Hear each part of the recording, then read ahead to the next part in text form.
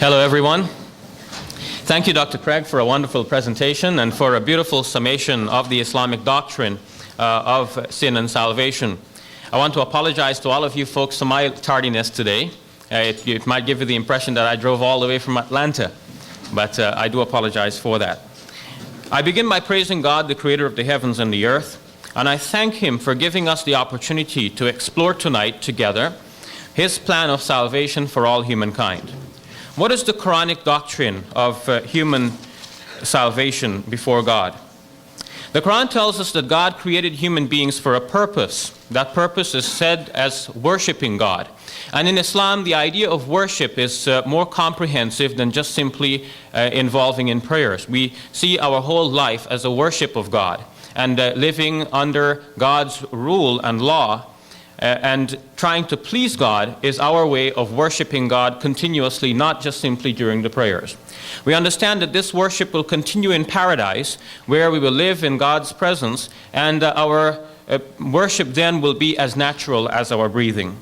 The Quran also tells us in Surah 11, verse number 119, that God created humankind for his mercy. لِذَلِكَ خَلَقَهُمْ. He created them for that, for his mercy. So God's plan then is to extend his mercy to humankind. But Surah 7, verse number 156, warns us that that mercy will be given to those people who fear God, who pay the charity, and in basic terms, who try to be good before God. The Quran shows us that God created human beings on what we refer to as the fitra, or the natural way. And the Quran enjoins upon us that we should keep our faces straight on that path of the fitra, or the natural way. I envision this as if God has put all human beings on, let's say, one straight highway leading to paradise. But that highway has many exit lanes. And at these exit lanes, there are callers trying to persuade us to take these exits. So imagine us going along the 401 towards paradise, if I should use a human example.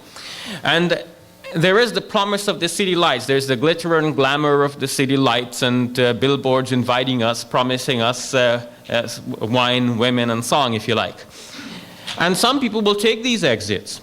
And then God sends messengers and prophets to call these people back to the original highway, to lead them back to paradise. Some of the people will come back. But eventually people will become so caught up in what they're doing, so addicted to their sins, that they will not listen to the prophets and messengers. These are the people about whom the Quran says that God has sealed their hearts. In fact, the Quran says, بَلْ رَانَ عَلَىٰ قُلُوبِهِمْ مَا كَانُوا يَكْسِبُونَ. Their hearts are sealed and rusted because of the evil of what they used to do. So in other words, people trap themselves away from the mercy of God. Naturally, we cannot blame God for what people have done for themselves. But God's grace is there extending to humankind again and again.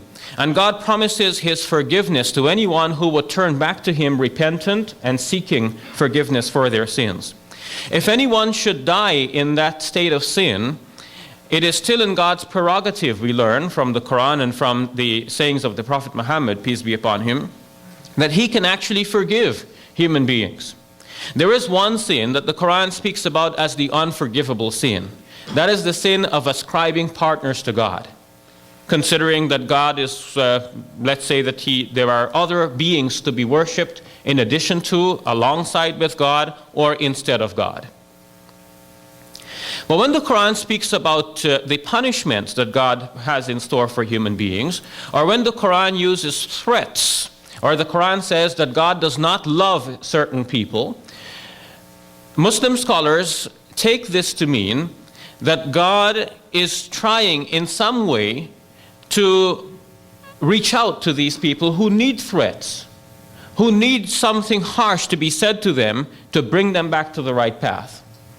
On the other hand, we understand that in fact God in some way loves all human beings, and he wants to extend his mercy to all human beings. But he speaks harshly to some.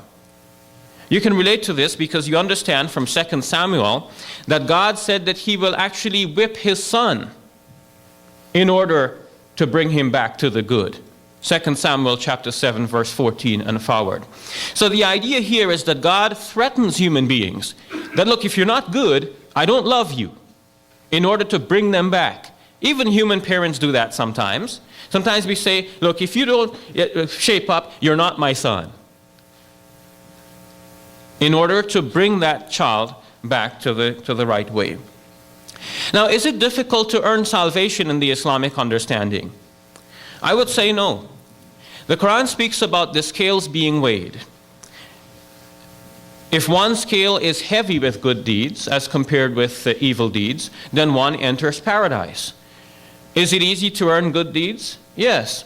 In fact, Muslims think about the intention that we have to do a good. And there is a hadith related from the Prophet Muhammad that he said that if a person intends to do a good deed, it is immediately written for him in his records that he has done it. Or rather, to correct myself, it is written for him as a full good deed. And if he actually does it, then it's written for him as 10 times or even 700 times, or somewhere in between. If, on the other hand, he intends to do an evil, it is not written for him, or against him rather, until he does it. And when he does it, it is written against him as one evil. But if in fact he turned away from that intention and he did not complete that evil act, then it is written for him as a full good deed. So then, salvation in Islam then, if we understand Islam properly, is in fact very easy and is open to anyone who would want to seek that salvation.